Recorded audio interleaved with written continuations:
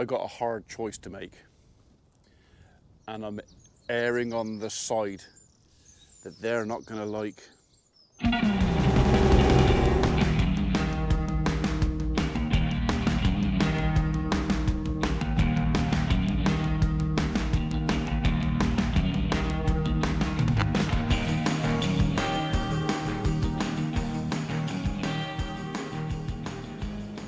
Anyway, morning world, and welcome to Saturday 20th of April, and look at the sky. That is glorious. And look at the grass. Okay, it's a bit patchy in places. Hopefully the fertilizer is going to pick that up soon.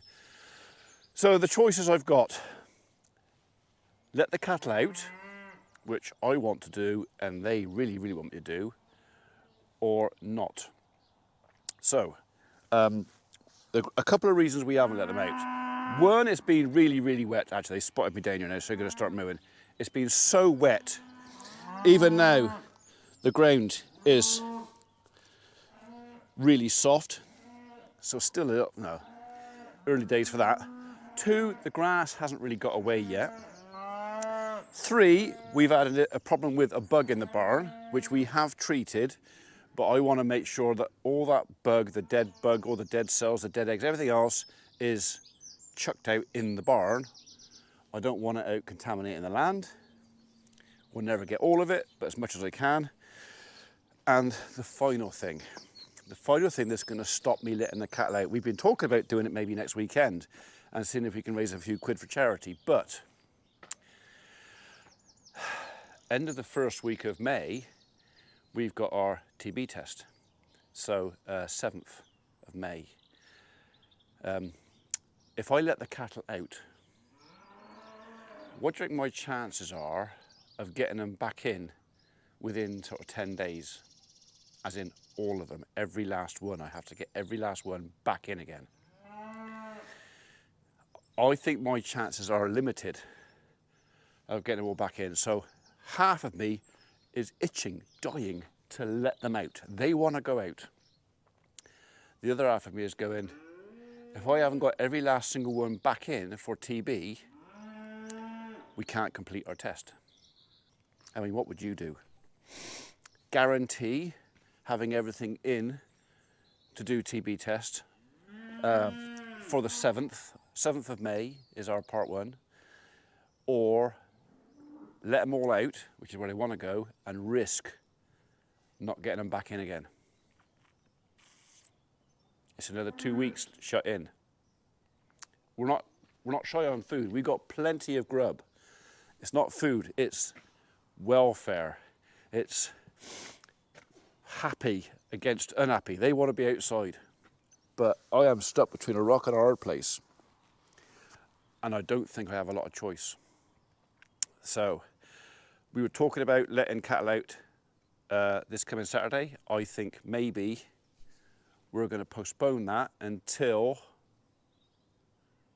and that's providing we get a clear test, 11th of May. I've never, ever even considered letting cattle out that late before.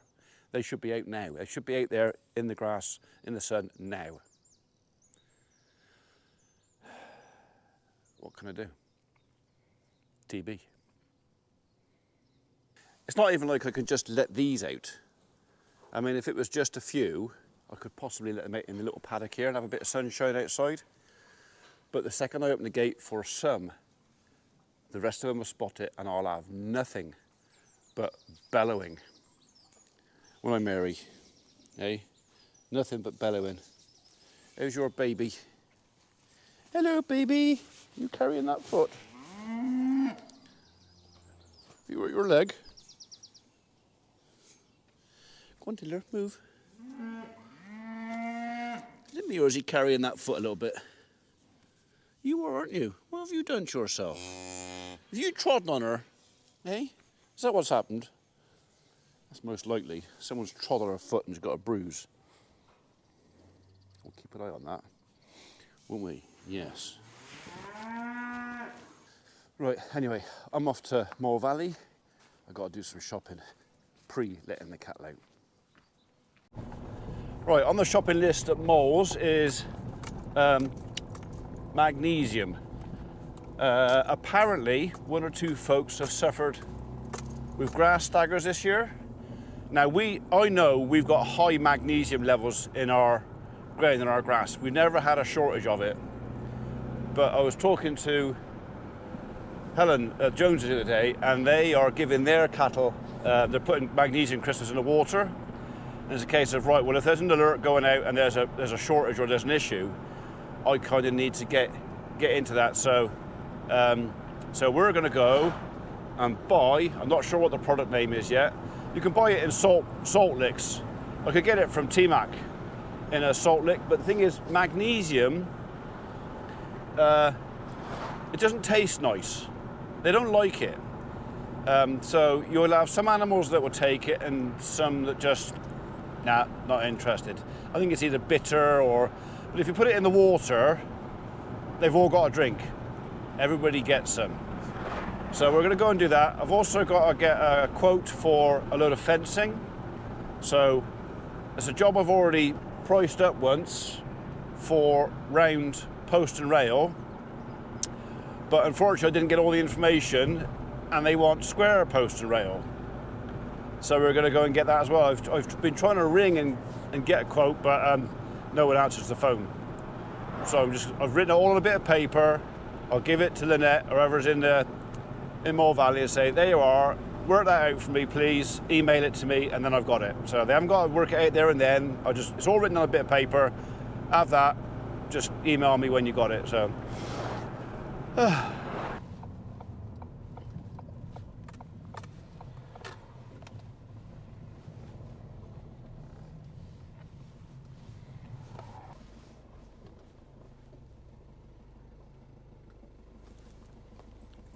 Right, prepare yourself. There might be a bit of heavy breathing in a minute, but there's a good reason for it, I promise you. I had a message, phone call, conversation with one of our subscribers, Michael Slynn from Ipswich, I think, and he said to me, Ian, you're cutting down the ash tree outside your mother-in-law's house. I said, I am. There's the stump. He said, would you like something to go back in its place? And I said, well, we are thinking of putting something back in its place, but there are already like a couple of trees, a couple of hornbeams already there. And he said, could I send you a couple of green gauges? I said, yeah, of course you can if you want to. He said, that'd be all right. I said, yeah, if you want to send me a couple of green gauges, I'll plant them on the farm. I said, I might not plant them right there. And the reason being is, I don't really want fruit trees right next to the house, especially up this end really, because fruit trees encourage rodents, rats and the like. He said, oh, that, I understand, that's fair enough. I said, but I said, I'll plant them over there, where I've got a couple of apple trees that other folks have given me over there. And I said, I'll plant them over there so we can see them from the house. And that would be lovely. And he goes, right, fantastic. And that was it, end of conversation. So yesterday, we went out in the yard, and I thought, what's that? And over the gate, I said to my missus, said, you ordered a new washing line or something? She goes, no, what are you talking about? I said, well, there's something then against the gate, this big white long thing.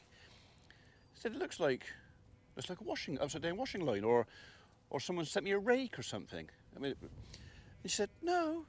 And I walked up and I picked it up, and it was really, really light. And the second I picked it up, I realised what it was. I've taken all the packaging off now, but what it was a pair of green gauge trees. And there they are. So we're going to walk over now. So I took them out of the wrapper, make sure the roots stayed nice and damp, and I put them in there this morning. And we're just going to go over here now and decide where we're going to put them, dig the hole, and I'll probably walk backwards and forwards to make sure the roots don't dry out. The roots were well wrapped and they were damp when they came here, so the tree hasn't been dried out at all. We're going to plant them somewhere over there. Yeah, and we'll have some green gauges. So, which is, for those of you who don't know, basically a green plum.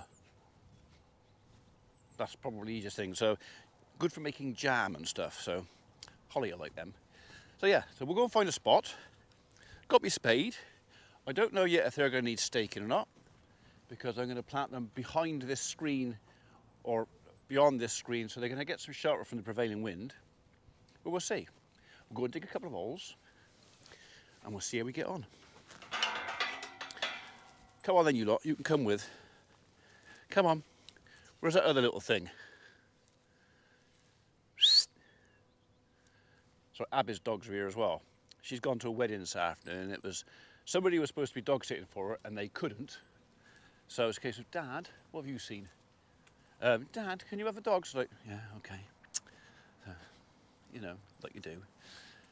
Right, let's go and see where we're going to plant. So we planted a lot of these trees years ago, and I think what we're going to end up doing is move some of the smaller native trees that we put in here and turn this lump into a bit more of an orchard. So there's an apple there.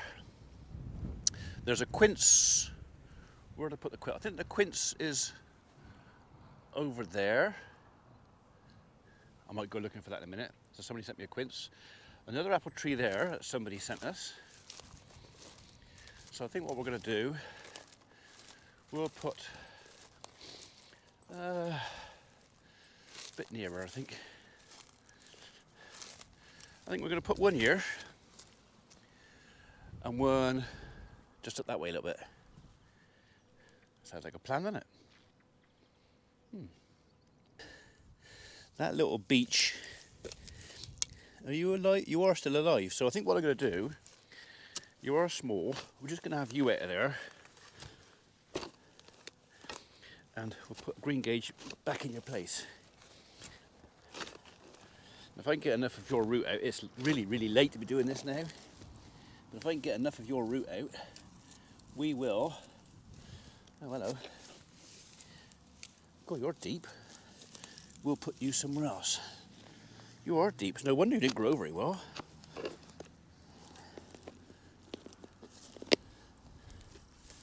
Right.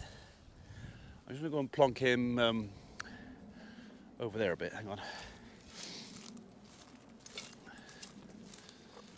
Right. I've got 2 holes dug. I'll go and bring 2 trees over. As long as I get them in quick and they don't dry out, they will be fine. So 2 caveats to planting these trees, Michael. One is, it is really late to be planting bare root trees, really late. 2, the ground I'm putting them in is made up ground, so it's not the best, but it is the best place for the trees. Oh, there's a little old deer walking the footpath. I don't need that, we'll leave the cane there. That can stay there. So I would put their chances at survival about, well, if we don't get a drought, I'd give them 70-30 chance of surviving. If we get a drought, as it has been forecast that we might because of El Nino, that does reduce. Although we will try and remember to keep an eye on these folks, and maybe we'll come up with a bit of mulch if it gets a bit dry. But they have got quite good roots on them. Oh, I left the spade up there, did I? Right, we'll leave that in the shade. So we're going to plant that one first.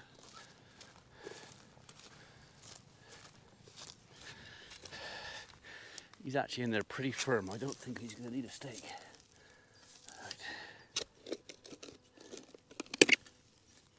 There's a stone in there too. Let's have the stone out.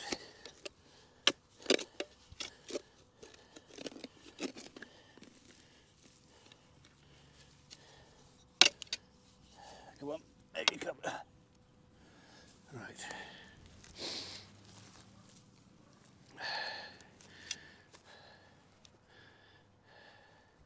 Actually, I think we're going to put you that way. And then we'll put that big old root that's going like that way, down there, plenty deep enough. Biggest mistake by most people planting trees, Let's stick them in too deep. They do not like being too deep. You're actually better off being slightly too shallow than too deep. So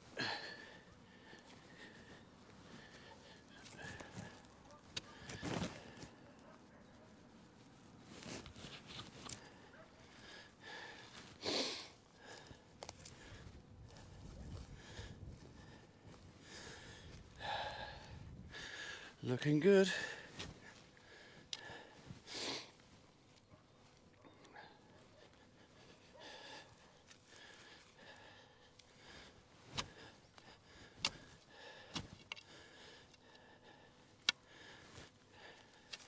And you can go around there like that.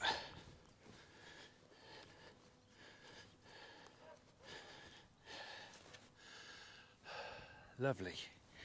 And we'll actually steal the spiral guard, although it's a bit knackered, off of the little beach and put you on there so we keep the rabbits off you.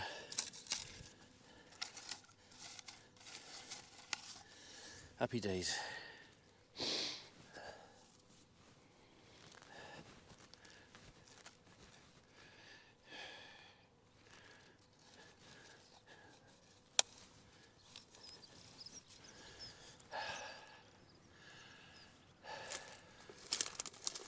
There it is. So the very kind person whose name I've forgotten does ask me occasionally, how's the quince tree going?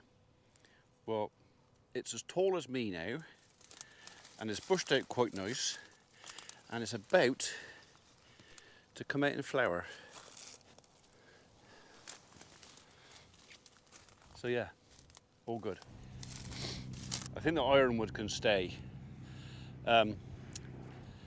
So yeah, this autumn we're probably going to transplant some of these field maples. We've got some patching to do over on the back there, so I think we'll probably move some of these over there, make room for a few more fruit trees in here. But the ironwood, Parotia persica, I planted him there on purpose because of the colour he's going to give us that we can enjoy from the house over there. So yeah, ironwood probably stays. So there you go, Michael. Hopefully you're happy with that, satisfied with that. We will look forward to enjoying the fruit off them. Fingers crossed everything goes to plan and we don't get a drought and they don't get killed by the weather or something. We'll be enjoying the fruit off them in a couple of years, so thank you very much indeed.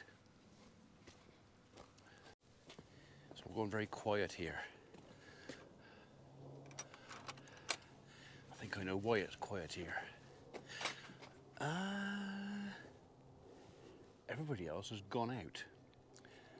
So we've had, today, all of my daughters here.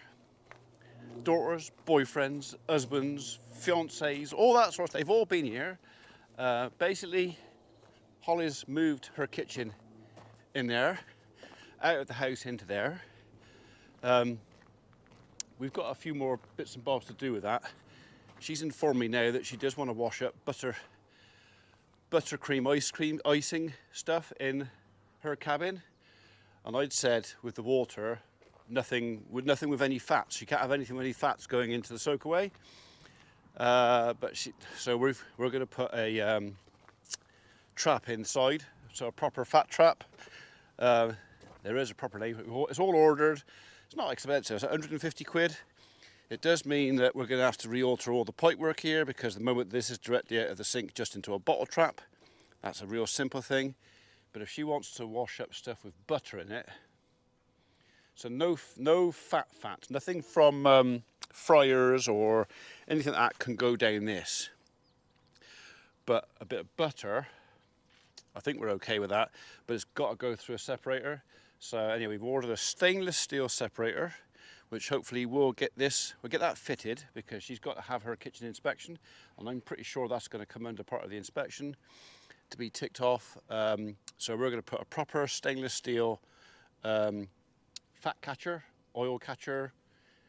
Basically, it catches anything, any lumps it catches, any oils and fats because they sink. It works on the principle of those things sink. Heavy stuff sinks to the bottom, and water goes down, up, down, up, and then out.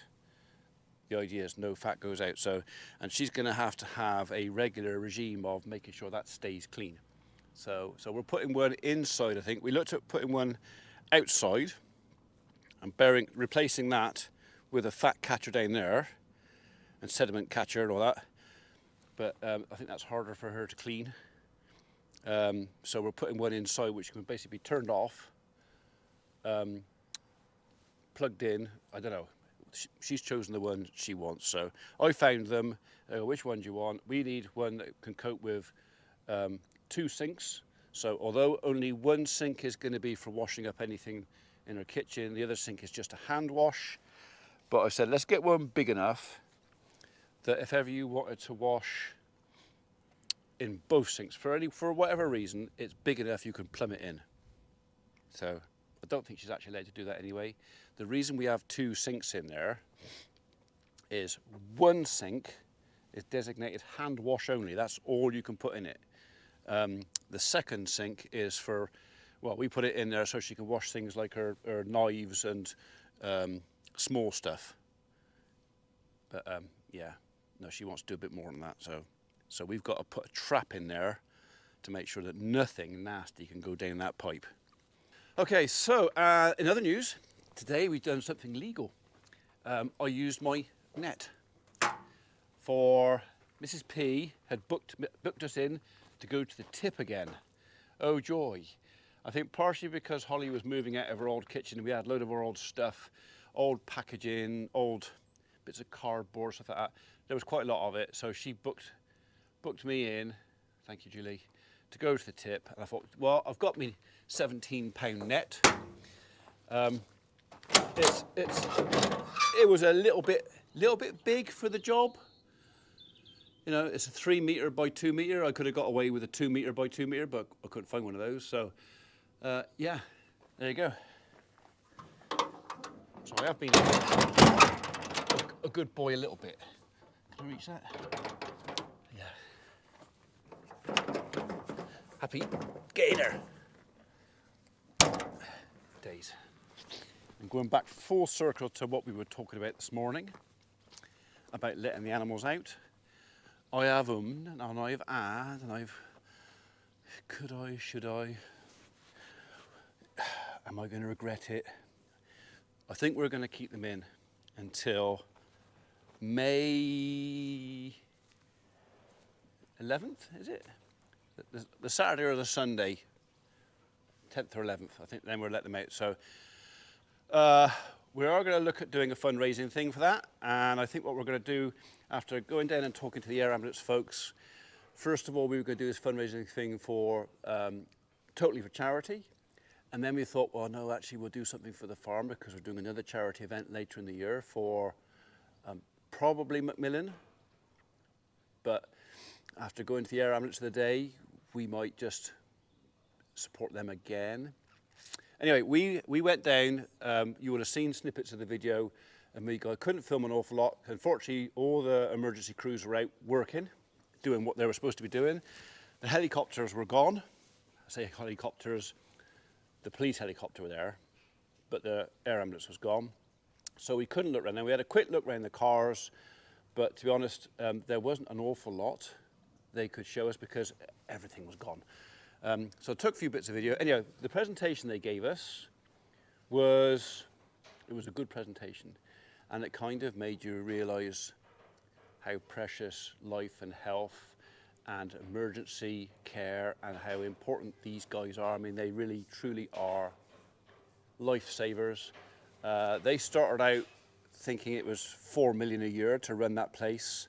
They're already way past that, and they're already dipping into reserves because they can't. They're a fairly new air ambulance, and it takes a while to build up what they call legacy. And we couldn't work out what that was to begin with, but they've only been going a few years. But legacy, for those emergency services that have been going for years, obviously the more years you run, the more people you save. And the more people you save and help, the more people tend to remember you in their will. So they haven't been going long enough. I mean, this might sound a little bit partisan, and I'm sorry if it sounds like that, but it is a really important part of fundraising is people leave, I mean, some folks leave money to the dog's home, the cat's home, Alzheimer's, cancer care, whatever strikes a chord and has helped you out in life or saved you. And air ambulances around the country, along with a lot of other charities, rely on things like legacies.